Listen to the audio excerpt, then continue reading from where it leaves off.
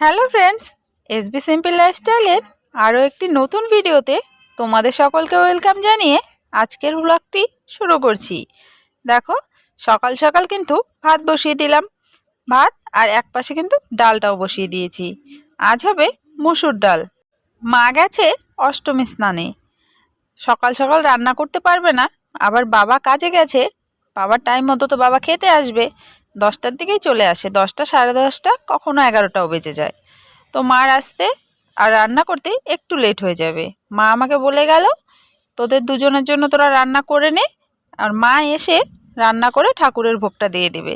এখানে আমার আর বাবার জন্য রান্না করে নিচ্ছি মুসুর ডাল। মুসুর ডাল খেতে বাবা খুবই পছন্দ করে, কিন্তু সচরাচর হয় না, কারণ ওরা খায় না মুসুর ডাল। ওদের জন্য মুগ ডাল, আবার আমাদের জন্য মুসুর ডাল, দুরকম ডাল একদিনে করতে ইচ্ছে করে না। তাই মুসুর ডালটা কিন্তু খুব কম হয়। যেদিন হয়তো ওরা খাবে না, আমি আর বাবা খাই, সেই দিনই হয়। তাও আবার একাদশীর দিন ওরা একাদশী পেলে আমরা খাই, কিন্তু সেদিন তো চলে না, সেদিন আমাদেরও নিরামিষ খেতে হয়। এখানে দেখো, ডালটা ভালোভাবে ফুটে গেছে আর ভাতটা কিন্তু অনেকক্ষণ হয়ে গেছে। ভাতের হাঁড়ি উপর করে দিয়েছি, ডালটা এবারে ফোড়ন দিয়ে নেব। ডালটা সেদ্ধ হয়ে গেছে, ডালটা এবার ঘেটে নিলাম। আর ডাল ঠিকঠাক মতো জাল না হলে কিন্তু খেতে ভালো লাগে না। ডালের মধ্যে শুকনো লঙ্কা আর পেঁয়াজ কুচি ফোড়নে দিয়ে দিলাম। আমি কিন্তু মসুর ডালে খুব একটা জিরে, কালো জিরে কোনোটাই ব্যবহার করি না। এভাবে শুকনো লঙ্কা আর পেঁয়াজ দিয়ে খেতেই ভালো লাগে। আর সঙ্গে লেবু থাকলে তো আরোই ভালো। লেবু রয়েছে ঘরে, আজ লেবু, মসুর ডাল এগুলো দিয়ে খাওয়া হবে। ডালটা হয়ে গেছে, ডালটা নামিয়ে নিলাম। এবারে পাঁপড় ভেজে নেব। দেখো, পাঁপড় ভেজে নিচ্ছি। আর আমার এই পাঁপড়গুলো খেতে কিন্তু বেশ ভালো লাগে, কিন্তু বাড়িতে বেশিরভাগ ছোট ছোট ভুট্টার পাঁপড়গুলো হয়, কারণ ওগুলো দাদা আর বাবা খেতে ভালোবাসে। এগুলোও আনা হয়, কিন্তু তুলনামূলকভাবে কম আনা হয়। ওগুলো সব সময় ঘরে থাকে। আজ এই পাঁপড়টা ছিল, ভাবলাম না আজ এটাই ভাজবো, আমি আর বাবা খাবো। আর এখানে করব চিচিঙ্গে ভাজি। একটা চিচিঙ্গে ছিল, ভাবলাম নষ্ট হচ্ছিল, ভেজে নেই, আমরা খেয়ে নেব। কারণ এই একটা দিয়ে 4 জনের হবেও না, আজ ওরা খাবে না, তাই ভাবলাম 2 জনের হয়ে যাবে। এখানে ভাজিটা করে নিচ্ছি, নুন, হলুদ, কাঁচা লঙ্কা, আর সঙ্গে দিয়ে দেবো কাঁচা পেঁয়াজ।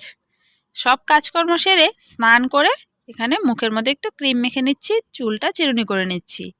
দেখো, বাইরে বেশ অনেকগুলো বাসন ধুয়ে রেখেছিলাম, বাসনগুলো জল ঝরে গেছে। এবার এগুলো ঘরে নিয়ে যাব, বাইরে থাকলে না প্রচুর ধুলো পড়ে যায়। সব কাজকর্ম সেরে ভাত খেয়ে নিয়েছি। খাওয়া দাওয়ার পরে রান্নাঘরে এসে দেখি উনুনের মধ্যে দুধ বসানো রয়েছে। দুধের ওপরে অনেকটা মোটা সর পড়ে আছে, কেন জানি না, দেখে আজ খেতে ইচ্ছে করলো। সব সময় কিন্তু এরকমভাবে থাকে, কখনো খাই না। আর বাড়িতে থাকলে সেই জিনিসের কদর কখনোই করা হয় না। যখন হয়তো বাড়িতে দুধ থাকবে না, তখন খেতে ইচ্ছে করবে। এখন রয়েছে, তবু আমি আর বাবা একটু একটু খাই, আর ওরা তো একদমই খায় না। অনেক দুধ কিন্তু মাঝে মাঝে নষ্টও হয়ে যায়। শরটার মধ্যে চিনি দিয়ে খেয়ে এখানে আমি 5 থেকে 10 মিনিট মতো শুয়ে শুয়ে রেস্ট করছি। কি করব, একা একা বাড়িতে রয়েছি। এখানে দেখো, 2টো নাইটি নিয়ে আসলাম, এগুলো তুলে রাখবো। এই নাইটিগুলোও না একদম নতুন নাইটি, একদিন করে পরেছি। একটা পরেছিলাম পয়লা বৈশাখের দিন, আরেকটা ভাইঝাতুর দিন পরেছিলাম, তার আগে একদিন পরেছিলাম। এখন নামানো রয়েছে 3-4টে নাইটি, এগুলো আগে পুরনো হয়ে যাক, তারপরে নতুনগুলো বের করব। সবগুলো একসঙ্গে থাকলে না একসঙ্গে নষ্ট হয়, তাই ওগুলোকে এখন আমি তুলে রাখলাম।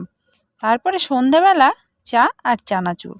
এই চানাচুরের প্যাকেটটা অনেক দিন হলো ঘরে রয়েছে, সেভাবে খাওয়া হয় না। আজ ভাবলাম চায়ের সাথে খাই একটু। তাহলে বন্ধুরা, দেখা হচ্ছে আবারও নেক্সট ব্লগে।